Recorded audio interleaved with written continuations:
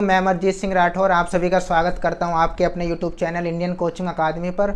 और जैसा कि लास्ट क्लास में मैंने बताया था कि रेलवे की वैकेंसी आ रखी है, एनटीपीसी की भी, और रेलवे ग्रुप डी की एग्ज़ाम डेट आ रखी है। और एक रेलवे एनटीपीसी प्री का अभी रिजल्ट आया और उसका मेंस एग्ज़ाम होगा, उसकी भी डेट आ गई है। तो मैं आपको बता दूँ, जो जितने भी एग्ज़ाम अभी आने वाले हैं, चाहे वो रेलवे के हो, एसएससी के हों, या किसी भी एग्ज़ाम में अगर साइंस आ रहा है, आपका जनरल साइंस किसी भी एग्ज़ाम में पूछ रहा है, तो उसके लिए मैंने एक स्पेशल सीरीज़ शुरू करी है। बच्चों के बहुत सारे डाउट थे कि सर कहीं से भी पढ़ लें, रेलवे का जो ग्रुप डी का साइंस है वो समझ में नहीं आ रहा है, कहाँ से पढ़ें कहाँ से नहीं पढ़ें। तो जितने बच्चे परेशान थे, कहीं कंटेंट नहीं मिल रहा है, कहीं प्रॉपर अगर कंटेंट मिल रहा है तो स्टैटिक साइंस कवर नहीं हो रही है, अगर कहीं से अगर वो प्रीवियस ईयर पढ़ रहे हैं तो जो आने वाले एक्सपेक्टेड क्वेश्चन है वो कवर नहीं हो रहे हैं। तो उन सब की प्रॉब्लम को नज़र में रखते हुए मैं एक वन शॉट सॉल्यूशन लेकर आया हूँ आपके सामने। ये वीडियो आपको हर एक कम्पिटिटिव एग्जाम में आने वाले जनरल साइंस की कंप्लीट तैयारी कराएगी। बस आपको बने रहना है इंडियन कोचिंग अकादमी के प्लेटफॉर्म के साथ। तो जैसा कि आप देख रहे हैं, आज हम बहुत कुछ पढ़ने वाले हैं। इसमें मैंने सारे एसिड बेस साल्ट सब कवर कर रखा है। बहुत कंप्लीट वीडियो होने वाली है और बहुत अच्छी वीडियो बनाई है। उससे पहले अपन शुरू करें, एक बार सब बच्चे बताएंगे कि हाँ क्या चीज़ें क्लियर हैं, साउंड क्लियर आ रही है, यस या नो। एक बार ज़रा थम्स अप करेंगे, कमेंट में बताएंगे। सभी बच्चे फटाफट बताएंगे हाँ कि सर साउंड क्लियर है, वीडियो क्वालिटी क्लियर है। फटाफट शुरू करेंगे, बहुत अच्छे से पढ़ेंगे। केवल इतना नहीं पढ़ना है कि स्वाद में अम्ल खट्टे होते हैं, जल में घुलने के H+ आयन देते हैं और नीले लिटमस को लाल कर देते हैं। ये तो बहुत नॉर्मल सी बात है, ये बच्चा जानता है। क्लास 6-7 में ये 4 बात दे रखी है। अब इससे आगे जो आयोग की डिमांड है, जो रेलवे है, एसएससी है, जो यहाँ से क्वेश्चन बन रहे हैं, वो सारे क्वेश्चन आज मैं एक ही वीडियो में कवर कराने वाला हूँ। एसिड, बेस और साल्ट, सारे क्वेश्चन। तो आप जुड़ जाइए फटाफट और ज़रूर बताइए कि क्वालिटी कैसी है कमेंट करके। एक बार मैं भी देख लेता हूँ, क्योंकि कल बफरिंग हो रही थी, काफ़ी ज़्यादा नेटवर्क इश्यू था।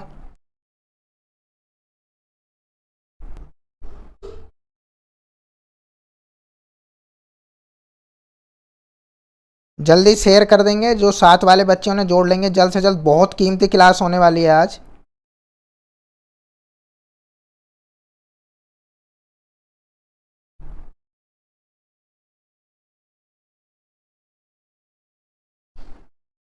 चलो मैं शुरू करता हूँ, शायद क्वालिटी ठीक है। तो आज का जो टॉपिक है हमारा वो है एसिड, बेस और साल्ट। तो ये क्लास 10th का एनसीईआरटी का सेकंड चैप्टर है और इससे क्वेश्चन आना बिल्कुल 100% तय है, क्योंकि ये हमारे दैनिक जीवन से जुड़ा हुआ टॉपिक है। चाहे वो एसिड हो, बेस हो, छोले भटूरे ज़्यादा खा लिए, शादी का मौसम चल रहा, खाना ज़्यादा खा लिया, इनो ले लिया, डाइजिन की गोली ले ली, एसिडिटी हो रही है, अपच हो रही है, कब्ज हो रही है, ये सारी चीज़ें आज इस वीडियो में हम डिस्कस करेंगे। जो आयोग है वो क्वेश्चन ऐसे टॉपिक से पूछता है जहाँ वो जो हमारे दैनिक जीवन से जुड़ा हुआ है, चाहे वो एसिड हो, बेस हो, साल्ट हो, या कोई सा भी टॉपिक हो, गति हो, मोशन हो, फिजिक्स हो, बायोलॉजी हो, जहां हम दैनिक जीवन से जुड़े हुए पहलू पे बात करेंगे, वहां से ही आयोग क्वेश्चन उठाएगा। तो आपको ज़्यादा इधर उधर का लेवल, इधर ज़्यादा पढ़ने की जरूरत नहीं है। बस टू द पॉइंट जो एग्जाम में आने वाली चीज़ें वो डिस्कस करेंगे, क्योंकि सिलेक्शन के लिए सेलेक्टिव तैयारी करनी होती है। मैंने रेलवे भी क्वालिफाई कर रखा, मैंने एसएससी भी क्वालिफाई कर रखी है और मैंने टीचिंग एग्जाम भी क्वालिफाई कर रखे हैं। तो जो मेरा अनुभव है, जो आयोग के पूछे गए क्वेश्चन है, वो सारी चीज़ें आज मैं एक साथ आपके लिए ले आऊँ। चलो शुरू करते हैं बहुत अच्छे से। तो पहला टॉपिक है हमारा एसिड, बेस और साल्ट। तो एसिड का जो जन्म हुआ है वो कहाँ से हुआ है? तो एसिड जो बना है वो लैटिन भाषा के शब्द एसिडस से बना है। ये मैंने कल वाली वीडियो में थोड़ा डिस्कस करा था। तो एसिड का जो जन्म हुआ है वो एसिडस से हुआ है। एसिडस लैटिन भाषा का शब्द है जिसका मतलब है खट्टा, सोर। तो एसिड मतलब एसिडस लैटिन भाषा का शब्द और इसका मतलब है खट्टा। और एसिड के बारे में 4 सबसे पॉपुलर बात क्या है कि ये जल में घुलने पर H+ आयन या H3O+ आयन देगा आपको। ये आएगा ही आएगा कि जल में घुलने के बाद ये क्या देता है, H+ आयन या H3O+ आयन। स्वाद में कैसे होते हैं, खट्टे होते हैं और नीले लिटमस को लाल कर देते हैं। और मैं आपकी जानकारी के लिए बता दूं, लिटमस से कई बार क्वेश्चन बन रखा है कि लिटमस क्या है। लिटमस एक पेपर होता है जो लाइकेन के पौधे से प्राप्त करते हैं। लिटमस को मैं बात करूं कहां से प्राप्त करेंगे, लाइकेन के पौधे से प्राप्त करते हैं लिटमस को। और ये एक प्रकार का सूचक होता है, इंडिकेटर होता है। तो नीले लिटमस को ये कैसा कर देगा, लाल कर देगा। और क्षार इसका अपोजिट करता है, वो लाल को नीला कर देता है। अब अम्ल भी 2 प्रकार के हैं, एसिड 2 प्रकार के होते हैं, एक स्ट्रॉन्ग एसिड और एक वीक एसिड। अभी हम दोनों के बारे में चर्चा करेंगे। पहले देख लो आप स्ट्रॉन्ग एसिड कौन कौन से हैं। HCl, HNO3, H2SO4, HI। ये आप पहली बार नाम सुन रहे होंगे। इस क्लास में बहुत कुछ ऐसा मिलेगा जो आप पहली बार पढ़ेंगे और वो एग्जाम में कई बार आया हुआ है या आने की उसकी प्रबल संभावना है। बात करें वीक एसिड कौन कौन से हैं, तो वीक एसिड में हमारा आता है oxalic acid, tartaric acid, lactic acid, acetic acid और कार्बोनिक एसिड। इनके सबके फार्मूले भी लिखे हुए हैं। ये वो एसिड हैं जो हम खा सकते हैं और कहीं ना कहीं हमारे खाने वाली चीज़ों में पाए जाते हैं, वीक एसिड। आगे बात करें तो यहाँ तक क्लियर है, ये सबसे इसकी बेसिक स्ट्रक्चर है एसिड के बारे में। अब एसिड यहीं खत्म नहीं होता, ये तो हमने कक्षा 6, 7, 8 में भी पढ़ा था। अब हम बात करेंगे जहाँ से एग्जाम में क्वेश्चन बनते हैं, और चलते हैं। बहुत कीमती क्लास होने वाली है, पहली क्लास है। आप अगर 5 मिनट इस क्लास में रुक गए तो आपको पता चलेगा कि हमने क्या पढ़ा था, क्या पढ़ना था और क्या एग्जाम में आने वाला है। तो 2-3 मिनट आप रुक कर देखिए इस क्लास में, आपको लगेगा कि हाँ बहुत चीज़ें हमारी अधूरी हैं, जो टॉपिक हमें कवर लगता है और एग्जाम में उससे क्वेश्चन नहीं हो रहा, तो फिर पता चलता है ये तो पढ़ा हुआ नहीं था, टॉपिक हमने पढ़ रखा था। तो आज इस क्लास को आप 5 मिनट, सिर्फ 5 मिनट रुक के देखें, आपको अंदाज़ा लग जाएगा कि हमारा लेवल क्या है, अभी हमें कितने पढ़ने की ज़रूरत है। चलो आगे बात करेंगे एसिड के बारे में। तो एसिड पर 3 वैज्ञानिक थे जिन्होंने अपनी अपनी अलग अलग थ्योरी दी। एक थे आर्हेनियस, एक थे ब्रस्टैंड एंड लोरी और एक थे अपने लुईस। तो इन्होंने 3 वैज्ञानिक थे, तीनों ने अपनी अलग अलग थ्योरी बनाई और इन्होंने अलग अलग बात बताई। तो जो लुईस थे उन्होंने अलग बताई, आर्हेनियस ने अलग बताई। तो आर्हेनियस ने कहा कि जो एसिड है ना, जल में घुलने के बाद हाइड्रोजन प्लस आयन देंगे और 4 OH माइनस आयन देंगे। मैंने ये लिख रखा। तो कई बार ये पूछ लेगा कि एसिड जल में घुलने पर H प्लस आयन देगा, किस वैज्ञानिक ने बताया था, तो वो आर्हेनियस वैज्ञानिक ने बताया था। बात करें कि अम्ल वो है जो प्रोटॉन देता है और क्षार वो है जो प्रोटॉन लेता है। अब ये वाली बात किसने बताई थी, ब्रस्टैंड एंड लोरी ने। ये दोनों वैज्ञानिक थे, इन्होंने एक थ्योरी दी थी। तो उन्होंने बताया जो प्रोटॉन लेने का काम करेगा वो हमारा एसिड है, और जो प्रोटॉन देने का काम करेगा वो, प्रोटॉन जो देता है वो हमारा एसिड होगा, जो प्रोटॉन लेगा वो हमारा बेस होगा, मतलब क्षार होगा। लुईस ने भी बहुत अच्छी बात बताई। लुईस ने कहा कि जो इलेक्ट्रॉन लेते हैं वो एसिड है और जो इलेक्ट्रॉन देते हैं वो कौन है, क्षार है। और ये कई बार आया हुआ क्वेश्चन है कि लुईस एसिड कौन कौन से हैं। तो मैं आपको बता दूं NH3 और BF3 दोनों लुईस एसिड है, क्योंकि ये इलेक्ट्रॉन लेने का काम करते हैं। तो कई बार क्वेश्चन आया हुआ कि लुईस एसिड किसे कहते हैं, तो आप ध्यान रखेंगे आर्हेनियस, लुईस और ब्रस्टैंड एंड लोरी की जो 3 थ्योरी हैं।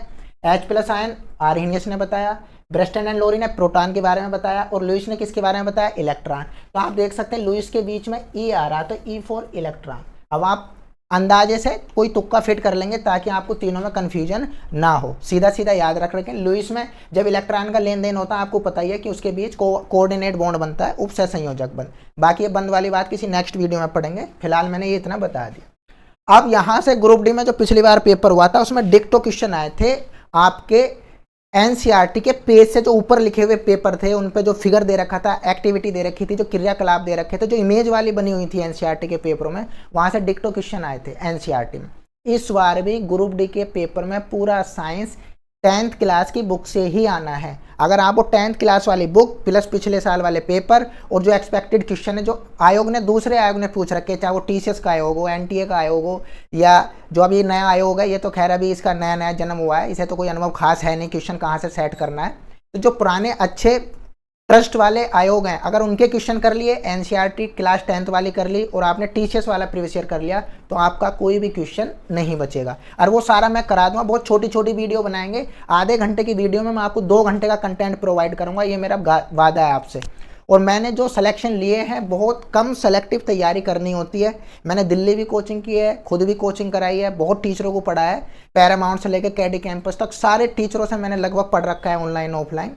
तो आपको मैं एक वीडियो में वो चीज़ें दूंगा जो एक स्टूडेंट को चाहिए, क्योंकि पढ़ना बहुत कुछ है, सिलेबस बहुत बड़ा है, लेकिन एग्जाम पास करने के लिए वैकेंसी बहुत कम है और बेरोजगारों की जो भीड़ है वो बहुत ज़्यादा है। तो क्या पढ़ना है ये आपको बहुत ज़्यादा पता होना चाहिए, क्या नहीं पढ़ना ये भी पता होना चाहिए, क्योंकि सिलेबस इतना है कि आप उसके बोझ से ही दब जाएंगे। और उस सबसे बचना है तो आप डेली जुड़िएगा, आपको जो 20 मिनट की वीडियो मिलेगी उसमें बहुत अच्छी चीज़ें मिलने वाली हैं। चलो आगे चलते हैं। अब यह है एसिड की रिएक्शन, कि एसिड किस किस से रिएक्शन करने पर क्या देता है। एक क्वेश्चन फिक्स है यहाँ से, मुझे लगता है कि अब के वाले एग्जाम में, क्या कि अगर एसिड मेटल से रिएक्शन करेगा तो वो क्या बनाएगा, वो एक साल्ट बनाएगा और हाइड्रोजन गैस बनाएगा। एक तो साल्ट बनाएगा वो और एक हाइड्रोजन गैस निकलेगी यहाँ से। और जब हाइड्रोजन गैस निकलती है तो NCERT में क्वेश्चन है कि जब मोमबत्ती, जलती हुई मोमबत्ती हम बीकर के पास लेके जाते हैं तो एक गैस पॉप साउंड के साथ जलती है। कैसे साउंड के साथ, पॉप साउंड के साथ बुलबुले फट के जलती है। तो बताओ वो कौन सी गैस है, तो वो हाइड्रोजन गैस होगी। और वो कब बनेगी, जब एसिड और मेटल रिएक्शन करेंगे। तो साल्ट तो बनेगा ही बनेगा हर कंडीशन में, लेकिन उसके साथ क्या निकलेगी, हाइड्रोजन गैस। और कैसे साउंड के साथ जलती है, पॉप साउंड के साथ। और एक बात और, यहाँ से क्वेश्चन और बनता है कि दही को तांबे के और पीतल के बर्तन में क्यों नहीं रखते।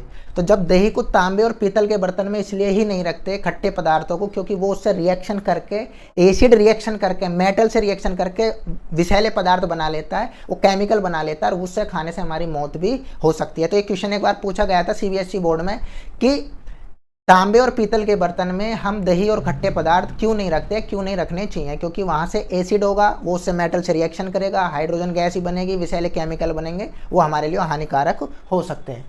आगे चलें, अगर एसिड रिएक्शन करेगा मेटेलिक ऑक्साइड से, मेटेलिक ऑक्साइड देखो मेटल तो पहले भी थी लेकिन अब ऑक्साइड आ गया तो कुछ नहीं है, बस हाइड्रोजन की, यहाँ हाइड्रोजन की जगह जल बनेगा, साल्ट वैसी रहेगा। ये रिएक्शन भी मैंने लिख रखी है, आप चाहो तो पढ़ सकते हो, वरना अगर केवल इतना भी ध्यान रखेंगे कि मेटेलिक ऑक्साइड से रिएक्शन होने के बाद क्या देगा, वो भी महत्वपूर्ण है, यहीं से क्वेश्चन बनेगा। आगे बात करें, यदि एसिड रिएक्शन करेगा मेटल कार्बोनेट से, किससे, कार्बोनेट से, अब ध्यान रखना साल्ट तो बनेगा ही बनेगा, जल बनेगा ही बनेगा, लेकिन ये कार्बोनेट आ गया है तो इसमें बस क्या जुड़ जाएगा, कार्बन डाइऑक्साइड जुड़ जाएगा आपको। और ये भी एनसीईआरटी में क्वेश्चन दे रखा है कि कौन सी गैस है जो चूने पानी से गुजरने के बाद उसे दूधिया कर देती है। ये एसिड बेस चैप्टर में दे रखा है और ये क्वेश्चन पिछली बार कई शिफ्ट में पूछा गया था। तो ऐसी कौन सी गैस है जो चूने के पानी से गुजरने के बाद उसे दूधिया कर देती है, मिल्की कर देती है, वो है हमारी कार्बन डाइऑक्साइड गैस। मैंने यहाँ लिखा हुआ है कि लाइम वाटर से गुजरने के बाद CO2 गैस उसका रंग कैसा कर देती है, दूधिया कर देती है उसका रंग। ये मैंने बता दिया, यहाँ तक क्लियर हो तो बताओ जरा। बच्चे जुड़े हैं, नील कुमार नमस्ते sir, Arun Kumar good evening sir, respected, आपको भी बहुत बहुत रेस्पेक्ट, आप पढ़ रहे हैं। नरेश कुमार भी जुड़ गए हैं, गुड इवनिंग सर। अमन देव, जरा वीडियो के क्वालिटी और साउंड के बारे में भी बताएंगे एक बार बच्चे कमेंट करके, क्योंकि कल बफरिंग थी बहुत ज़्यादा। चलो आगे चलते हैं, यहाँ तक क्लियर है तो ठीक है। अब बात करेंगे बेस के बारे में। अभी एसिड खत्म नहीं हुआ है, मैंने जो PYQ आ रखे हैं इन टॉपिक से जो क्वेश्चन पूछ रखे हैं आयोग ने, जो बने हुए हैं सारे आयोग के क्वेश्चन में इसी वीडियो में आपको कराऊंगा, बस अभी ये इंट्रोडक्शन दिया है मैंने आपको। अब बेस के बारे में बात करेंगे।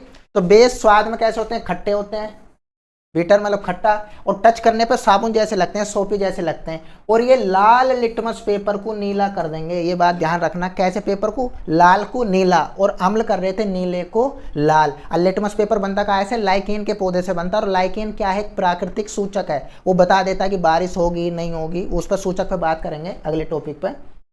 और ये जलीय विलयन में, एक्वस विलयन मतलब जलीय विलयन में घुलने के बाद ये OH- देते हैं। ये चार बातें आपको पता ही होनी चाहिए, क्षार स्वाद में खट्टे, छोड़ने में साबुन जैसे, और जल में घुलने के बाद OH- देंगे। अगली बात करें, लाल लिटमस पेपर को कैसा कर देंगे, नीला कर देंगे। बेस की बात करें तो स्ट्रॉन्ग बेस कौन कौन से होते हैं, NaOH, KOH और कैल्शियम हाइड्रोक्साइड। और वीक बेस की बात करें तो NH4OH, ये हमारा वीक बेस है। और इन सब के बारे में मैं आपको बता दूं, एक क्वेश्चन और बनता है जो आपके यहाँ साइड में लिखा हुआ है, साइड में आप देखेंगे लिखा हुआ एल्कलीज किसे कहते हैं, ये क्वेश्चन बनता है कई बार। एल्कलीज किसे कहेंगे, तो वो क्षार जो जलीय विलयन में घुल जाते हैं, या वो क्षार, वो बेस जो एक्वस सॉल्यूशन में सोल्यूबल हैं, उन्हीं क्षार को हम एल्कलीज कहते हैं। तो एल्कलीज क्या है, एल्कलीज भी क्षार हैं, पर शर्त यह है कि जो बेस, जो क्षार वाटर में घुल जाता है, वाटर सोल्यूबल है, उसे एल्कलीज कहेंगे। और NaOH, KH और कैल्शियम हाइड्रोक्साइड, ये तीनों जल में घुलने वाले हैं। इतना हो गया, आगे चलेंगे। अब इसकी बात करें कि अम्ल क्षार का पता कैसे करते हैं सर, कि कौन अम्ल है कौन क्षार है, कौन सा विलयन सॉल्यूशन एसिड है, कौन सा बेस है। तो इसके लिए एक वैज्ञानिक थे सोरेनसन। सोरेनसन वैज्ञानिक ने 1909 में पता लगाया था, उन्होंने बनाया, सोरेनसन वैज्ञानिक ने बनाया पीएच स्केल। इसमें 0 से 14 तक के अंक होते हैं। ये क्वेश्चन भी कई बार आ रखा कि पीएच स्केल पर कितने से कितने तक अंक होते हैं, 14 तक होंगे, 0 से 14 तक। बात करें इसके आगे के बारे में, यहाँ से क्वेश्चन और बनता, अब एक पैटर्न और बन रहा है। पहले डायरेक्ट क्वेश्चन आता कि अम्लों का पीएच मान कितना होता है, तो 7 से कम, 7 से कम वाले क्या रहेंगे, हमारे अम्ल रहेंगे, 7 वाला न्यूट्रल रहेगा, और 7 से जो ज्यादा वाले हैं वो रहेंगे हमारे क्षार। लेकिन अगर क्वेश्चन थोड़ा डीप करेगा तो वो ये पूछ लेगा, अगर मैं पीएच स्केल पर 7 से 0 की तरफ बढ़ना चाहूँ तो क्या फर्क पड़ेगा। तो अगर मैं 7 से 0 की तरफ बढ़ता हूँ तो एसिड की मात्रा बढ़ती जाएगी, ठीक है। जैसे जैसे पीएच मान 7 से कम होगा एसिड स्ट्रॉन्ग एसिड बन जाएगा, और जैसे जैसे मैं 7 से आगे की ओर जाऊंगा तो मेरा बेस स्ट्रॉन्ग बेस बनता चला जाएगा। ये स्टेटमेंट में क्वेश्चन बन सकता है, ये आप ध्यान रखें। और ये नीचे फोटो लगा हुआ है, ये अंदाजा लगा हुआ है, पूरा पूरा किसी का नहीं लिखा हुआ। कभी आप सोचें कि ये दारू की बोतल है वाइन, ये 3 नंबर पर है तो इसका पीएच वैल्यू 3 होती है, नहीं, पीएच वैल्यू 3 सिरके की होती है, लेकिन इसके 3 के समथिंग होती है। जैसे लेमन है, लेमन का 2 नहीं होता, लेमन का 2.2 होता है। मैंने इधर लिख रखा है साइड में, ये आपको कहीं एक बुक में भी मिल जाएगा, मैं भी बता दूंगा बाद में। तो एक अंदाजा दे रखा है मैंने यहाँ पे। जैसे ये टूथ ब्रश है, अब आपका क्वेश्चन ये है कि हमारे दांत पर जो पदार्थ चढ़ा हुआ होता है, सबसे कठोर पदार्थ जो होता है वो इनेमल होता है। और ये बात कई बार आयोग ने पूछ रखी है, लेकिन अब क्वेश्चन क्या पूछ सकता है कि जो हमारा दांत है और उस पर चढ़ा हुआ कठोर पदार्थ इनेमल है, वो कैसा होता है, एसिड होता है या बेस होता है, वो अम्लीय होगा या क्षारीय होगा। तो ये क्वेश्चन बिल्कुल नया लगेगा कुछ बच्चों के लिए जिन्होंने एनसीईआरटी नहीं पढ़ी है। तो मैं आपको बता दूं, हम जो टूथ पेस्ट करते हैं वो भी बेस होता है, और हमारे दांत पर चढ़ा कठोर पदार्थ जो इनेमल है वो भी क्षारीय प्रवृत्ति का होता है, वो भी बेस होता है। इसलिए हमारा जो पेस्ट होता है जिसे हम ब्रश करते हैं उसमें, वो भी बेस होता है ताकि हमारे दांत बचे रहें। तो ये आप देख रहे होंगे तालिका पीएच स्केल के बारे में किसने खोज करी थी, सोरेनसन ने कब करी थी, 1909 में करी थी। और 7 वाला न्यूट्रल होता, उदासीन होता। कई बार क्वेश्चन आता है कि अगर किसी विलयन का पीएच मान 0 है तो बताओ वो कैसा होगा, अम्लीय, क्षारीय या उदासीन। तो आदमी समझता है 0 है, ये उदासीन हो जाएगा। तो मैं आपकी जानकारी के लिए बता दूं, 0 वाला उदासीन नहीं होगा, वो अम्लीय होगा और स्ट्रॉन्ग एसिड होगा, ठीक है। न्यूट्रल जो होगा वो 7 वाला होगा, ये बात आप ध्यान रखें। तो ये मैंने लिख रखा। और कुछ बातें आप जब पढ़ते रहेंगे तो बहुत सारी चीजें आपको मिलेंगी। जैसे समुद्री जल का कितना होता है, 8.4 होता है। शुद्ध जल या अशुद्ध जल का 7 होता है, और वर्षा जल का 5.6 या उससे कम होगा। अब मैं आपको घर से क्वेश्चन दे रहा हूं, अगर कहीं ये लिखा हुआ आ जाए कि जल का पीएच मान क्या होता है, अगर कहीं ये लिखा हुआ आ गया कि जल का पीएच मान क्या होता है, आप बताओ कमेंट में, केवल ये क्वेश्चन आ जाए। ये 3 मैंने बता दिए, समुद्री जल 8.4, शुद्ध जल या अशुद्ध जल इसका 7 होता है, वर्षा जल का 5.6 या उससे कम होता है। तो ये बताओ, अगर केवल ये लिखा हुआ जाए जल का पीएच मान कितना होता है, तो आप क्या आंसर करेंगे, जल्दी कमेंट में लिख के बताओ, मैं देखता हूं, मैं बताता हूं। अभी किसी का कमेंट नहीं आ रहा है बच्चे का, जल्दी बताएंगे भाई, जल्दी बताएंगे बच्चे, इसका आंसर क्या है। कोई बच्चा बताएगा अगर केवल ये लिखा हुआ जाए जल का पीएच मान क्या होता है, तो क्या आंसर देंगे। अमन देव का आया 7.4, बहुत बढ़िया। तेजवीर का भी आया 7.4, गुड। और भी देंगे भाई, नरेश कुमार ने बताया 7.4, चलो बहुत अच्छा आंसर है। आगे चलते हैं, ये मैं बता ही चुका हूँ, डिस्कस कर लिया है मैंने आपसे। अब देखो वो क्वेश्चन करेंगे जहां से एग्जाम में लगातार क्वेश्चन बनता है, तो यहाँ से क्वेश्चन बनेगा और क्या क्या बन सकते हैं। अब हमारे वो क्वेश्चन चलेंगे जो आयोग पूछते ही पूछता है, जो आपको पता होने चाहिए। जैसे मैं कुछ अब एसिड पे बात करूंगा, जैसे मैं बात करूंगा भी HCl पे, तो HCl का जो दूसरा नाम है म्यूरेटिक एसिड है। तो कई बार ये क्वेश्चन पूछ लेता है म्यूरेटिक एसिड कौन से एसिड को कहते हैं, तो वो HCl को कहते हैं। कहाँ पाया जाता, पेट में जठर रस जो बनता उसमें पाया जाता। क्या करता, कई बार हम खाना खा लेते हैं, बासी खाना खा लिया, और बासी खाना खाना से हम बीमार भी पड़ सकते हैं। तो जो बासी सड़ा गला खाना हमारे पेट में चला जाता है, उसमें जो बैक्टीरिया होते हैं उसे मारने का काम करता है हमारा HCl। लोहे को जंग से बचाने के लिए जिंक की परत चढ़ाई जाती है। ये क्वेश्चन भी कई बार आया हुआ कि ग्लाइवलाइजेशन क्या होता है, यस्दीकरण क्या होता है, कि जब लोहे को जंग से बचाना हो तो उस पर हम जिंक की परत चढ़ाते हैं। लेकिन अगर क्वेश्चन ये आ जाए कि जिंक की परत चढ़ाने से पहले उसे किस में डुबोया जाता है, तो मैं आपको बता दूं उसे HCl अम्ल में डुबोया जाता है। ये क्वेश्चन मोस्ट इंपोर्टेंट क्वेश्चन है, पीसीएस में आया हुआ क्वेश्चन है एक बार। अगली बात करें, लैट्रिन का जो तेजाब है जो गांव में बेचते फिरते हैं 10 रुपये बोतल 15 रुपये बोतल, वो तेजाब उसमें HCl होता है। बाथरूम वाले तेजाब में HCl होता है। इन सब दोनों में HCl पाया जाता है। एक क्वेश्चन और बनता है अम्लराज के ऊपर, यहाँ से ही बहुत ज़्यादा क्वेश्चन बनता है। ये कल परसों जो मिड टर्म के एग्जाम हुए हैं CBSE के, उसमें भी ये क्वेश्चन आया था कि अम्लराज में HCl किस रेशियो में मिलाया जाता है। तो मैं बता दूं, अम्लराज में 2 एसिड होते हैं, एक HCl होता है और एक HNO3 होता है, और इसमें 3 रेशियो 1 के रेशियो में हम मिलाते हैं। ये वाली बात ध्यान रखना। कैसे ध्यान रखेंगे, जैसे 3 है तो ये तो पहले से 3 है, ये हमारा HCl 1 है, तो इसका मतलब इसके बराबर करने के लिए हमें HCl को 3 करना पड़ेगा। तो ये रेशियो कई बार पूछा हुआ है, आप ध्यान रखें कि अगर अम्लराज बनाएंगे तो HCl 3 बूंद लेंगे तो HNO3 नाइट्रिक एसिड 1 बूंद लेना पड़ेगा। अगर ये 3 लीटर लेंगे तो ये 1 लीटर लेना पड़ेगा। अब सर अगर हम रेशियो गड़बड़ा देंगे तो क्या ये काम नहीं करेगा? क्या काम तो करेगा, लेकिन जो इसका मेन काम है उसमें अच्छे से नहीं करेगा। मेन काम क्या है? तो कुछ समय पहले आपने देखा होगा गांव में सूटकेस लेकर आते थे कि आभूषण साफ करवा लो, चैन साफ करवा लो, तिवजिया साफ करवा लो। तो जो सोने चांदी के आभूषण गंदे हो जाते थे तो गांव में लोग आते थे सूटकेस डाल के कि आओ अपने आभूषण चमकवा लो, चमक वापसी आ जाएगी, मैं कर दूंगा। तो कई बार वो फ्री में भी ये काम कर देते थे। उसकी वजह क्या थी? उनके पास जो वो घोल रहता था ना, जिसमें वो घोलते थे, वो घोल होता था अम्लराज का। तो अम्लराज में क्या होता है? सोना, चांदी और प्लेटिनम, इन तीनों के घुलने के लिए जो सॉलिड है वो अम्लराज है। ये अपने अंदर सोने को भी घोल सकता है, चांदी को घोल सकता है और प्लेटिनम को भी घोल सकता है। अब जब सोना चांदी के आभूषण वो जब इसमें डुबोता था तो वो इसमें से ऊपर वाली परत क्या होती थी? वो इसमें घुल जाती थी और हमें लगता था कि हमारी कुंडल, लौंग, जो भी आभूषण था वो चमक गया।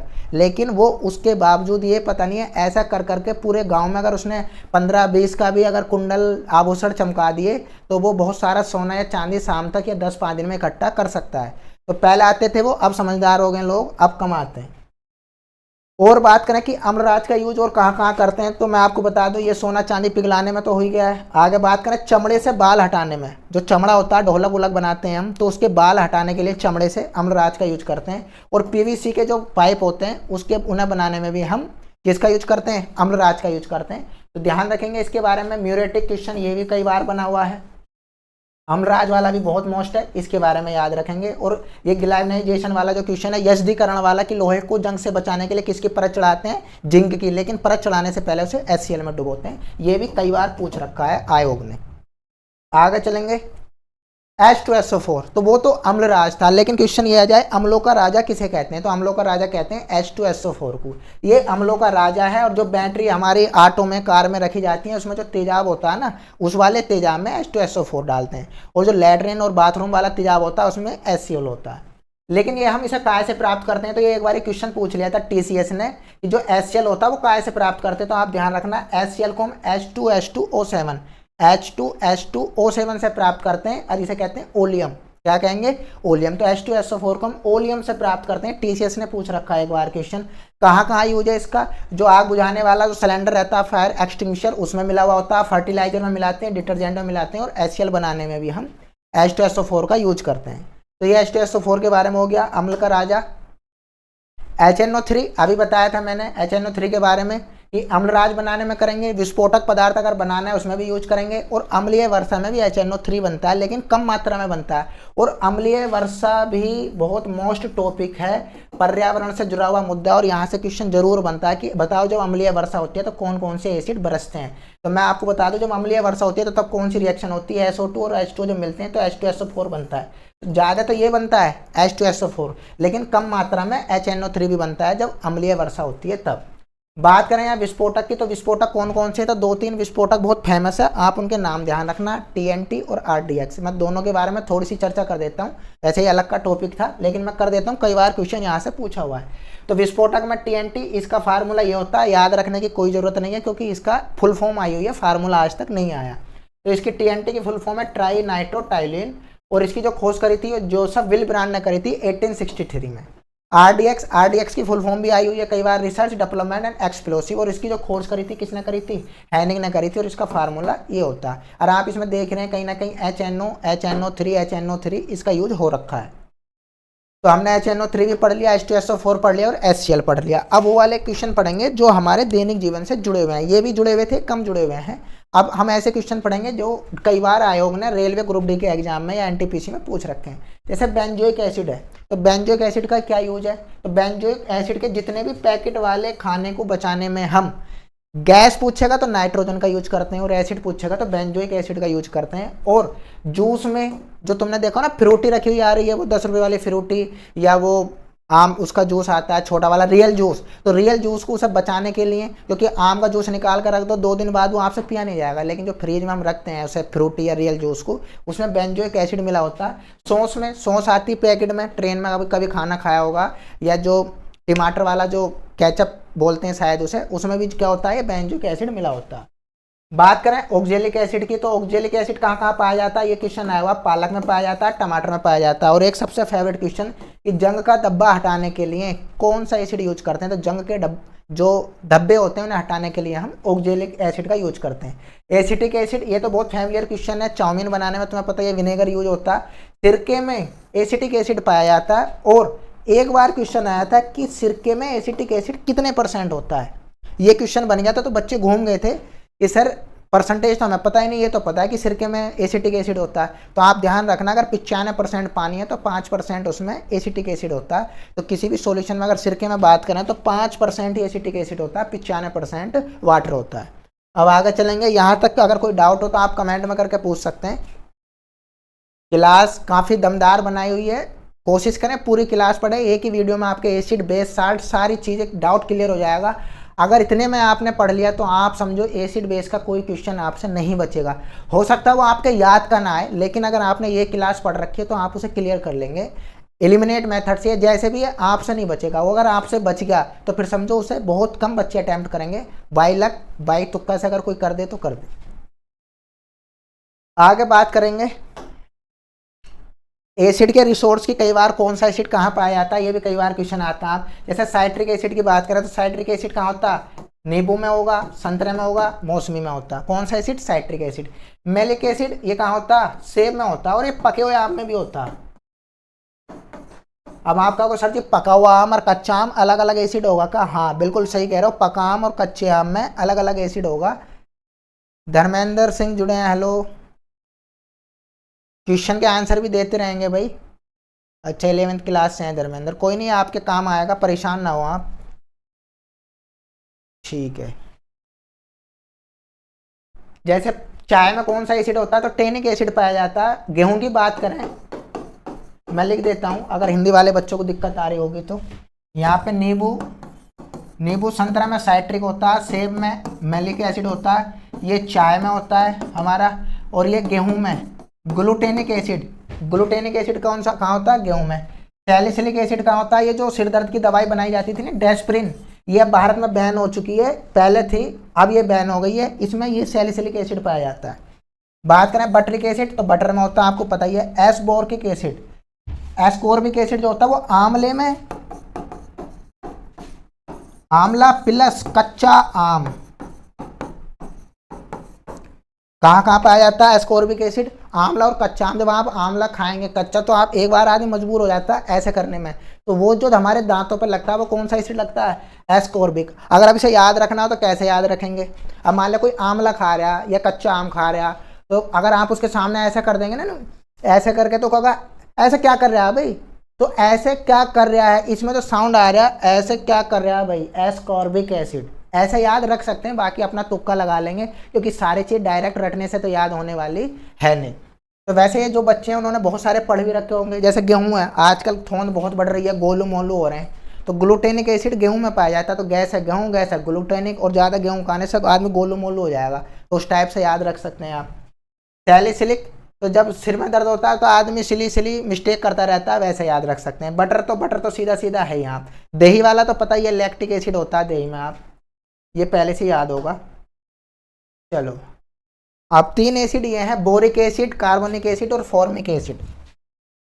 तो बोरिक एसिड के बारे में आपने सुना होगा H3BO3, इसका क्या यूज है, बोरिक एसिड का जो यूज होता है वो एंटीसेप्टिक के यूज में होता है। मान लिया आपका कहीं चीड़ा या कट गया लोहे से, तो वहाँ भी मल्लम लगाएगा, तो मल्लम लगाने में क्या यूज होता है, बोरिक एसिड यूज होता है। और दूसरी बात, कई बार जब हम आई ड्रॉप डालते हैं, आंखों में गंदगी भर गई या धूल भर गई, तो डॉक्टर आई वॉश करता है, तो उस ड्रॉप में जो हमें हमारी आंखों को ठंडक पहुँचाने वाली जो ड्रॉप होती है उसमें होता है बोरिक एसिड। तो ये लिखा हुआ है आई वॉश ड्रॉप में, एंटीसेप्टिक में, मल्लम में, और चोट वाली दवाओं पर। कार्बोनिक एसिड, जब आप कोक की बोतल खोलते हैं तो उसमें से तुम्हें कुछ दिखाया होगा, CO2 कोक में जो पाई जाती है गैस, उसके अंदर जो एसिड पाया जाता है वो होता है सॉफ्ट ड्रिंक में कार्बोनिक एसिड। ये तो जरूरी सुना होगा फॉर्मिक एसिड, या अब ये इस नाम से आना शुरू हो गया है, ये बात आप अपने दिमाग में डाल रहे हैं। तो बच्चों को ये तो पता चल गया कि फॉर्मिक एसिड चींटी के डंक में पाया जाता है, लेकिन उसका दूसरा नाम क्या है, मिथेनोइक एसिड।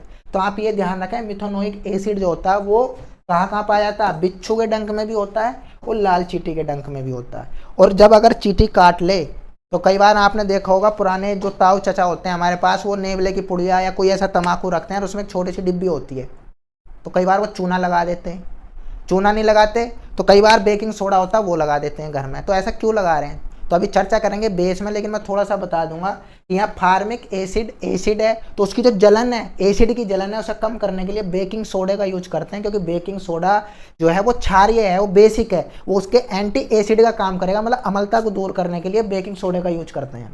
तो यहाँ तक उम्मीद है क्लियर होगा। अब हम यूज करेंगे, पढ़ेंगे स्पेशल बेस के बारे में। यहाँ तक क्लियर हो तो बताएंगे जरा सब बच्चे, यहाँ तक क्लास कैसी चल रही है, कमेंट करके बताएंगे जरा। अरुण कुमार भी जुड़ गए हैं, छोटा डॉन भी जुड़ गया है, वाह भाई वाह, छोटा डॉन भी आ गया है।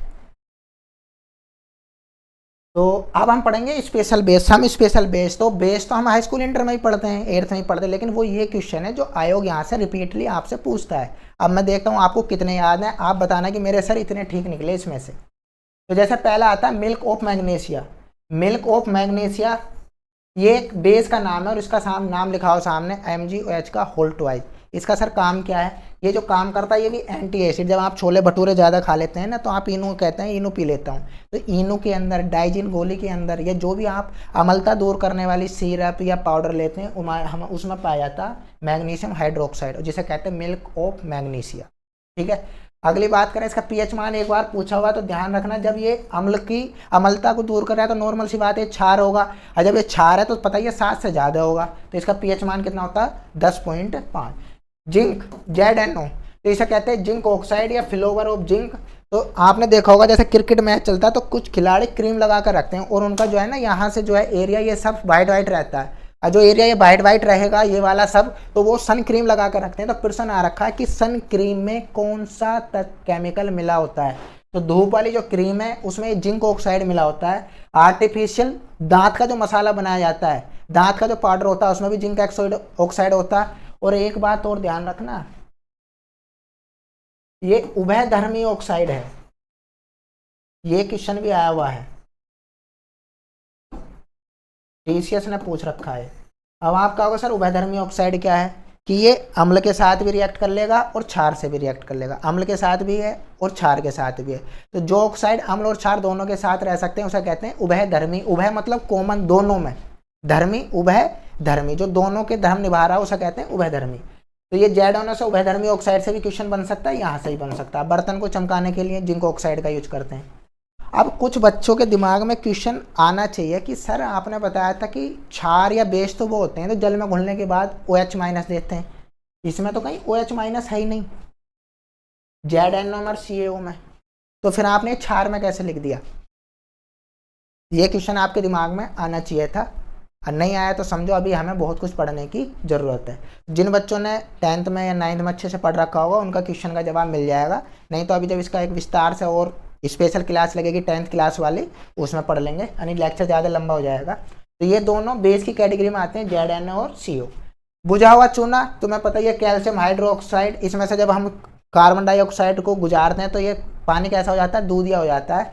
और बुझे हुए चूने का यूज कहाँ कहाँ करते हैं, पान में, तम्बाकू में, कली करने में। और जब कठोर वाटर को सॉफ्ट वाटर बनाना हो, हार्ड वाटर को सॉफ्ट वाटर बनाने के लिए इसमें क्या मिला देते हैं, कैल्शियम हाइड्रोक्साइड मिला देते हैं। और जो ये उसकी अशुद्धि होती है, कैल्शियम और मैग्नीशियम की जो अशुद्धि पाई जाती है, वैसे मैं पानी टॉपिक बिल्कुल अलग से पढ़ाऊंगा, पानी से ही बहुत क्वेश्चन बनते हैं वाटर से, तो इसमें जो कैल्शियम और मैग्नीशियम की कार्बोनेट और सल्फोनेट वाली अशुद्धि होती है उन्हें दूर करने में भी ये यूज में आता है कैल्शियम हाइड्रोक्साइड। आगे चलेंगे, तो ये हमारे एसिड और बेस खत्म हो गए यहाँ पे। तो जो बच्चे अब तक टिके हुए हैं पढ़ रहे हैं वो बताएंगे एक बार कि क्लास कैसी लग रही है, क्योंकि ये बहुत आयोग के बहुत फेवरेट क्वेश्चन है जो मैं आपको करा रहा हूँ। ये मैं पहली दूसरी क्लास है, क्योंकि अभी स्टूडियो सेटअप हुआ है और पहली दूसरी क्लास है तो बहुत सारी चीज़ें भी इम्प्रूव करनी रहेंगी इसमें। हाँ, तो अपना अनुभव कमेंट में ज़रूर बताएं कि सर आप इसमें ये इम्प्रूवमेंट कर सकते हैं, ये इम्प्रूवमेंट कर सकते हैं। काफ़ी बच्चे अब जुड़ रहे हैं, लेट जुड़ रहे हैं, काजल लेट जुड़ रही हैं, SR लर्नर भी बहुत लेट जुड़ रहे हैं। राम राम सभी को। तो चलो अब शुरू करते हैं साल्ट। तो साल्ट क्या है सर, वैसे तो सबसे पॉपुलर साल्ट है नमक, जो हम नमक खाते हैं वो एक साल्ट है। साल्ट का मतलब होता है लवण। तो साल्ट कब बनता है, जब एक एसिड और एक बेस, मैं आपको बता देता हूँ, जब एक एसिड और एक बेस रिएक्ट करता है तो साल्ट बनता है प्लस जल बनता है। और ये वाली जो रिएक्शन होती है ना, इसे कहते हैं उदासीनीकरण रिएक्शन, न्यूट्रलाइजेशन रिएक्शन। ये उदासीनीकरण क्रिया इसे कहते हैं कि जब एक अम्ल और क्षार परस्पर क्रिया करते हैं तो लवण और जल बनता है। और आप ध्यान रख सकते हैं जैसे HCl और क्षार में NOH की रिएक्शन करा दो तो यहाँ से Na और यहाँ से Cl, तो ये NaCl आ जाएगा, इधर बन जाएगा हमारा ये साल्ट प्लस यहाँ से ये बन जाएगा H2O। ठीक है, तो यहाँ से जल बन जाएगा। अब बात करें कौन कौन से साल्ट है जो पॉपुलर है और जहाँ से आयोग ने क्वेश्चन पूछ रखा है। तो आयोग ने जो क्वेश्चन पूछ रखा अब उसके बारे में बात करेंगे। जैसे फिटकरी है, फिटकरी एक साल्ट है, तो फिटकरी से कई बार तो पूरा नाम आ जाता है, इसका फार्मूला भी बहुत लंबा है इसका। तो फिटकरी का नाम क्या है? पोटाश एलम, ये भी फिटकरी का नाम है। इसका रासायनिक नाम है हाइड्रेटेड, जहाँ पानी रहेगा समझ लो वहाँ ये रहना ही रहना है। Hydrated potassium area, aluminium area और सल्फेट एरिया। तो hydrated potassium aluminium sulphate K2SO4 Al2SO4 का होल थ्राइज इंटू 24H2O, ये इसका फार्मूला काफ़ी लंबा है, लेकिन याद रखना एक बार सरसरी निगाहों से। एक तो इसमें 24 अणु जो होते हैं वो जल के होते हैं, ये ध्यान रखना। और SO4 का यहाँ 3 ध्यान रखना, आपका विकल्प से ही सॉल्व हो जाएगा। ये वाला 3 ध्यान रखना और ये वाले 24 अणु ध्यान रखना, बाकी तो सब सेम मिलता है। अब साहब इसके यूज कहाँ कहाँ है, तो मैं आपको बता दूं फिटकरी का जो यूज है कहाँ कहाँ पे है। एक तो जल को शुद्ध करने में, जल को शुद्ध करने में होगा। एंटीसेप्टिक, जब आप देखते होंगे कि आप नाई की या बार्बर की दुकान पर जब शेविंग कराने जाते हैं तो अगर उससे ब्लेड या उस तरह लग गया तो वो आपसे बताएगा नहीं, चुपचाप उस जगह फिटकरी लेगा और फिटकरी रगड़ना शुरू कर देगा। आपको जब पता चलेगा जब थोड़ा सा चिरमिराट लगेगी उसमें, जब कहेगा वो भाई साहब हल्का सा लग गया था थोड़ा सा, तो वो अपना काम कर चुका होता है उस टाइम और चुप फिटकरी रड़कता है, वो सोचता है कि हाँ बस दबा दूँ मसले को। तो फिटकरी क्या करती है वहाँ? फिटकरी कुछ नहीं करती, फिटकरी खून का बहाव रोक देती है। और प्रश्न ये तो कई बार आया कि फिटकरी खून का बहाव रोक देती है, लेकिन किस कारण रोकती है? उस वाले गुण को कहते हैं कोएगुलेशन। तो बहते हुए खून को रोकने का सिद्धांत फिटकरी किस सिद्धांत पर रोकती है? कोएगुलेशन। और इसे हिंदी में कहते हैं स्कंदीकरण, स्कंदन कर देती है ये। ठीक है जी, तो उम्मीद है ये यहाँ तक आपको क्लियर होगा। अब आगे चलेंगे। जिप्सम, तो जिप्सम और पीओपी से भी बहुत क्वेश्चन बनते हैं, ये भी एक साल्ट है। तो क्या होता है जिप्सम और क्या होता है पीओपी? तो बात करेंगे जिप्सम से। देखो जिप्सम का फार्मूला ये है और पीओपी का फार्मूला ये है। तो पहली बात इनके फार्मूले बहुत पूछे जाते हैं और इसमें डाउट भी रहता है। तो मैं आपको बता दूं, देखो ये भी कैल्शियम सल्फेट और यहाँ पे जल का है आधा अणु और यहाँ है जल के 2 अणु। तो आदमी पेपर में ये भूल जाता है सर जिप्सम में 2 थे या पीओपी में आधा था। ये आदमी बाकी तो सेम है, ध्यान रहेगा कैल्शियम सल्फेट CaSO4 रहेगा, लेकिन जल के कितने अणु थे? 2 थे या आधा? कौन से में था, जिप्सम में या पीओपी में? तो पीओपी का मतलब आप समझ लो प्लास्टर ऑफ पेरिस। जब आपकी हड्डी वड्डी टूट जाती है तो आप जो है प्लास्टर कराते हैं। तो मैं ट्रिक बता रहा हूँ, थोड़ा सा आप ध्यान रख सकते हैं। जैसे मान लिया किसी की आधी टांग टूट गई, तो आधी टांग टूट गई तो उस पर क्या होगा? पीओपी होगी, पीओपी मतलब प्लास्टर होगी। तो जो आधा अणु है वो प्लास्टर वाले में है। आधे टांग टूट गई, आधे पे पीओपी हो गया और आधा ही जल का अणु आ गया। आप ऐसे याद रख सकते हैं, वरना पेपर में अच्छे अच्छे धुरंधर भूल जाए कि इसका ए है या बी है। नुका याद तो करा था भाई साहब, बस बी और सी में कन्फ्यूजन रह गया। और वो बी और सी वाली जो बात होती है वही आदमी को 1 से 2 साल आगे बढ़ा देती है। कई बार जब 4 ऑप्शन आते हैं तो आदमी 2 ऑप्शन एलिमिनेट बहुत आसानी से कर लेता है, लेकिन दिक्कत कहाँ आती है? दिक्कत आती है 2 ऑप्शन में। अब आदमी सोचा या तो ये है या ये है, तो वो जो क्वेश्चन है उन्हें आप किसी ना किसी ट्रिक से रिलेट करके याद रखें, वरना या तो ए है या बी है। इसमें या तो 2025 है या 2027 है, 2 साल का भी गैप आ सकता है 2 विकल्प क्लियर ना होने की वजह से। अगर आप चाह रहे हैं 2025 में कहानी सुलट जाए, जल्दी नौकरी लग जाए, सिलेक्शन हो जाए, शादी ब्याह हाथ पीले हो जाए, तो आप चारों क्लियर रखें, 2 नहीं 4 ऑप्शन क्लियर होने चाहिए। हाँ ये इसलिए नहीं है, ये इसलिए नहीं है, और ये है तो क्यों है। तो ये वाली बात ध्यान रखेंगे। प्लास्टर ऑफ पेरिस मतलब कब प्लास्टर कब करते हैं? जब आधी टांग टूट गई तो आधा अणु यहाँ रहेगा। बाकी जिप्सम के और क्या क्या यूज है देखो। जिप्सम का हाइड्रेटेड कैल्शियम सल्फेट है फार्मूला, सीमेंट बनाने में इसका यूज होता है और सीमेंट की जल अवशोषक क्षमता को बढ़ा देता है। जो सीमेंट में पानी मिलाते हैं उस पानी को जल्दी सोख लेता है सीमेंट। और क्या काम करता है? मेन जमने की दर घटा देता है। जैसे मान लिया हम लैंटर डालने, और लैंटर डालने में जो एक साथ हम घोलते हैं उसे, तो अगर सीमेंट ज़्यादा डाल देंगे तो वो सीमेंट एकदम ठप्पा सा बन जाएगा भाई सीमेंट घोलने वाली मशीन में। तो उसे जो जमने की दर को जो धीरे करता है ताकि लैंटर पर जाकर वो सेट हो सके, अच्छे से जम सके। तो जमने की दर, सीमेंट की जो दर है उसे स्लो कर देता है कौन? जिप्सम। ये वाला क्वेश्चन भी आया हुआ है, आयोग ने पूछ रखा है। अगली बात करेंगे ब्लीचिंग पाउडर। इसका नाम ध्यान रखना, बहुत फेवरेट पाउडर है। वैसे तो पाउडर के नाम बहुत याद होंगे आपको, लेकिन ये वाले 2-3 powder, baking powder, bleaching powder, ये भी पाउडर ध्यान रखना क्योंकि इनसे आयो क्वेश्चन बहुत पूछता है। ब्लीचिंग पाउडर से बेकिंग पाउडर का कोई तालमेल नहीं है, इसके अलग काम है, उसके अलग काम है। ब्लीचिंग पाउडर का शुद्ध हिंदी नाम है विरंजक चूर्ण, और विरंजक चूर्ण का मतलब है ये भी पानी की साफ सफाई में काम आता है कई बार। तो इसका असली नाम क्या है वैसे? Calcium hypo. ये रहा कैल्शियम और यूरिया हाइपो, ऐसा ध्यान रख सकते हैं। कैल्शियम हाइपो कहेंगे तो मुंह खुलेगा, क्लोरीन ये है क्लोराइड। क्या क्या काम है इसका? जल को शुद्ध करने में, स्विमिंग पूल में। अब जैसे अब तो खैर सर्दी आ गई, जब आपने देखा होगा गर्मी में बहुत बच्चे स्विमिंग पूल में जाते हैं, और स्विमिंग पूल में जो सुबह नहीं आ रहा उसका तो काम ठीक हो जाए, पानी साफ मिल जाए। शाम तक आते आते उसमें बहुत सारी अशुद्धियाँ मिल जाती हैं। कई बार आदमी चुप चुप उसमें यूरिन वगैरह, टॉयलेट वगैरह भी कर देता है। कई शरारती बच्चे थूक भी देते हैं कि मुझे तो अब नहा कर निकलना है, मैं थूक कर निकल चलूँ। तो जो स्विमिंग पूल वाला पानी गंदा हो जाता है उसे शुद्ध करने का काम भी ये विरंजक चूर्ण ही करता है, ठीक है नहीं। CaOCl2, ठीक है नहीं। तो हाइपर होने की जरूरत नहीं है क्योंकि उसमें हाइपो मिलाया जा रहा है। कौन सा हाइपो? Calcium hypochloride. और विरंजक चूर्ण मिलने से आपका स्विमिंग पूल का पानी साफ हो जाएगा, ठीक है जी। और कीटाणुनाशक में इसका यूज करते हैं। आगे बात करें KNO3 की, तो KNO3 कहाँ यूज होता है? पोटेशियम नाइट्रेट गन बारूद बनाने में यूज होता है इसका, और फर्टिलाइजर में यूज होता है। वैसे मैं बारूद, सीमेंट, पानी ये अलग से टॉपिक पढ़ाऊंगा क्योंकि ये बहुत फेवरेट क्वेश्चन है और वहाँ से गिने चुने टॉपिक से क्वेश्चन आता है आयोग में। मैंने लगभग 5 साल से एग्जाम दे रहा हूँ और लगभग 25-30 एग्जाम दे चुका हूँ, जिसमें मैं बहुत सारे एग्जाम क्वालिफाई भी किए हैं और बहुत सारों में सफलता नहीं मिली। और कहीं ना कहीं जब आप असफल होते हैं तो वहीं से सफलता का रास्ता निकलता है। तो पेपर जरूर अटेम्प्ट करें, पेपर से सीख के आए कि मैंने इसमें क्या गलती करी थी और अगली बार क्या गलती नहीं करनी। अगला क्वेश्चन है हमारा लाल दवा। तो लाल दवा के नाम से ये है हमारा KMNO4, पोटेशियम परमैंगनेट। ये भी लाल दवा का काम करती है। ये क्या करती है? ये भी जब तुमने देखा होगा कहीं चोट लग गई यार, पट्टी करवाने जाएंगे तो डॉक्टर फोआ भिगोएगा, और फोआ भिगोने में जो जैसी फोआ भिगोगा पट्टी लाल लाल हो जाएगी, तो इसलिए इसका नाम पड़ गया लाल दवा। तो चोट लगने वाली दवा में ये होती है। कुएं को साफ करने में लाल दवा मिलाते थे पुराने समय में, अब तो कुएं ही खत्म हो गए। अब यहाँ तक जो बच्चे पहुँच गए वो बहुत बहुत बधाई के पात्र हैं, क्योंकि यहाँ तक टिकने के लिए दम चाहिए और दम हर किसी के अंदर नहीं होता। प्रदीप कुमार गुड इवनिंग, राहुल कुमार बहुत बहुत शुक्रिया। अगर क्लास पसंद आ रही है, रीना सिरजवाल,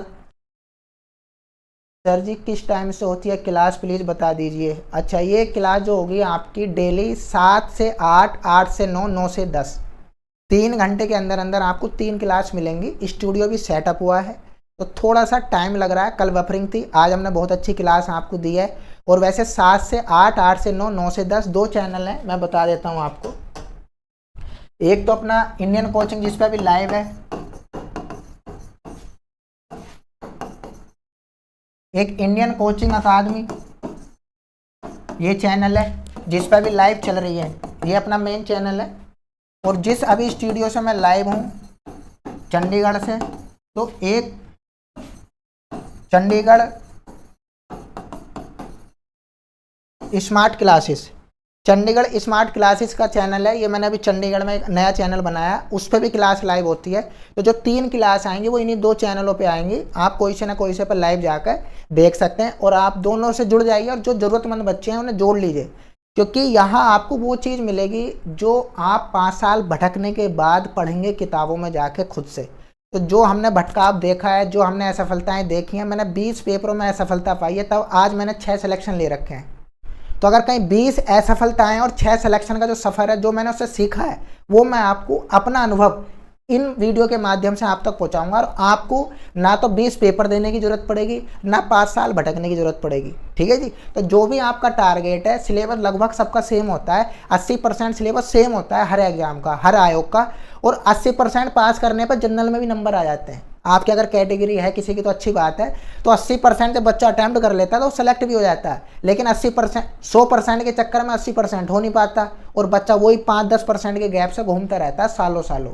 तो वो जो 5 से 10% का गैप है, वो गैप खत्म करने के लिए ये क्लास आपके लिए बहुत ही ज़्यादा इंपॉर्टेंट, बहुत ज़्यादा उपयोगी है। आप इन्हें ज़रूर पढ़ें। हाँ, चंडीगढ़ स्मार्ट क्लासेस पे भी आज मैंने इस पर लाइव कराया, उस पर भी करेंगे धीरे धीरे। उस पर बहुत जल्दी से चैनल बढ़ रहे हैं, चैनल पर सब्सक्राइबर जुड़े हैं। हाँ, अपने ग्रुप में जो तुम्हें लगता है कि हाँ ये सिंसियर बंदा है, इसे पढ़ना चाहिए और इसकी तैयारी काफ़ी दिन से भटक रहा है, तो ये चैनल आप रिकमेंड करें। और इंडियन कोचिंग अकादमी का नाम तो आपने सुना ही होगा पहले से ही। उत्तर प्रदेश के अंदर अमरोहा डिस्ट्रिक्ट में उसने शिक्षा के मामले में एक मुकाम हासिल किया है, लोगों की सेवा करते हुए इतने साल हो गए कि इतनी लगभग हमारी उम्र है जितने साल से इंडियन कोचिंग अकादमी वहाँ सेवा दे रहा है, हमारे जन्म के लगभग उसी समय से इंडियन कोचिंग अकादमी चला हुआ है। तो जितने सिलेक्शन पुलिस में, नेवी में, आर्मी में, लेखपाल, पटवारी, जो भी एकेडमिक है, सैनिक school, Navodaya school, military school, हर क्षेत्र में इंडियन कोचिंग अकादमी ने अपना बच्चा पहुंचाया और हर क्षेत्र में अपना झंडा गाड़ा है। तो इंडियन कोचिंग अकादमी किसी परिचय का मोहताज नहीं है। जिन बच्चों को नहीं पता, जिन्हें भीड़ का शौक है, जिन्हें ज़्यादा लाइमलाइट का शौक है, वो भटकते रह जाते हैं कई बार। तो जुड़ें अच्छे से, क्लास ऐसी मिलेगी आपको, आप कंपेयर कर सकते हैं इस क्लास को। मैं आज ही आपको चैलेंज दे रहा हूँ, आप किसी भी जो कितना ही फेमस चैनल है यूट्यूब का, उसका एसिड, बेस और साल्ट उठा कर देखना आप। अगर एक इतने कम वीडियो में अगर कोई इतना कंटेंट और आयोग के पूछे गए इतने क्वेश्चन आपको मिल जाए, तो आप उसका मुझे लिंक भेजना, फिर मैं आपसे बात कर लूँगा। यह लगता है मैंने अपनी पूरी कोशिश करी है इस वीडियो में कि हाँ मैं आपको अच्छे से अच्छा दूं। ये पहली क्लास है, मैं ठीक 15-20 दिन बाद फिर रिपीट करूंगा चीज़ों को, फिर आपको कंटेंट अच्छा दूंगा, क्योंकि रिवीजन की बहुत बड़ी कीमत होती है। हम 20-25 दिन बाद फिर रिवीजन करेंगे, मैं फिर और अपडेट कर दूंगा, तो आपको ज़्यादा भटकने की अब ज़रूरत नहीं पड़ेगी। Good evening sir, clip wife वाले अब आए हैं, काफ़ी लेट जुड़े हैं आप। Good evening. तो ये दोनों चैनल हैं, आप इन्हें सब्सक्राइब करें और बेल आइकन दबा दें, प्रेस कर दें, क्योंकि बेल आइकन दबाओगे तो आपके पास नोटिफिकेशन टाइम से पहुंच जाएगी। चलो आगे चलते हैं। हाँ जी, इसके बारे में बात करते हैं, डबल साल्ट। तो ये थोड़ा ऊपर का लेवल का क्वेश्चन है, फिर मैं बता देता हूँ कि कोई चीज़ छूट ना जाए आपसे। डबल साल्ट क्या है? द्विक लवण है, इसमें दो लवण एक साथ कनेक्ट होंगे। तो जैसा कि अभी नवरात्रे चल रहे हैं, तो नवरात्रे में हम वो वाला सादा नमक नहीं खाते, सेंधा नमक खाते हैं। तो हो सकता है नवरात्रे चल रहे हैं, यहाँ से क्वेश्चन पूछ ले आयोग में, तो सेंधा नमक जो है कि द्विक लवण है, डबल साल्ट है। इसका फार्मूला बोर्ड पर लिखा हुआ है MgSO4 7H2। कैसे याद रख सकते हैं? 7 दिन जल पी के रह लो व्रत में, माँ जी के व्रत चल रहे हैं और माँ जी के व्रत में सोए जाओ इसमें, ठीक है जी। 7 दिन जल पियो आराम से, ऐसे हल्का सा कुछ भी न्यूमेरिक्स बनाकर आप याद रख सकते हैं, क्योंकि सारी चीज़ें रटनी नहीं होती, कुछ चीज़ें वैसी भी याद रखनी होती हैं। और इसका नाम हाइड्रेटेड मैग्नीशियम सल्फेट है, सेंधा नमक, और इसका वैसा नाम क्या है? इप्सम, ठीक है जी। काले नमक की बात करें तो काले नमक में एक बार क्वेश्चन ये आया हुआ है कि उसमें जो सुगंध आती है वो किस वजह से आती है। तो कोई बच्चा बताएगा कमेंट करके कि काले नमक की जो सुगंध होती है वो किस वजह से आती है, बताएंगे जरा। तो आप ध्यान रखना, वो जो होता है H2H की वजह से होती है। और कई बार क्वेश्चन आता है सड़े हुए अंडे की स्मेल, सड़ी हुई मछली की स्मेल, ज्वालामुखी फटने के बाद जो स्मेल निकलती है वो कौन सी गैस की वजह से होती है? वो भी H2 गैस की वजह से होती है। तो ये सारे क्वेश्चन आपको डेली ऐसी ऐसी क्लास मिलेंगी ना, आपने या तो पढ़ रखा होगा, नहीं पढ़ रखा तो वो आपको पढ़ाया जाएगा, और पढ़ रखा तो आपका कॉन्सेप्ट क्लियर कराया जाएगा। तो आज की क्लास में यहीं रोकता हूँ। जो भी जैसा भी हो आप बताएं कि इस क्लास में आपको क्या अच्छा लगा, क्या इंप्रूवमेंट करने की ज़रूरत है,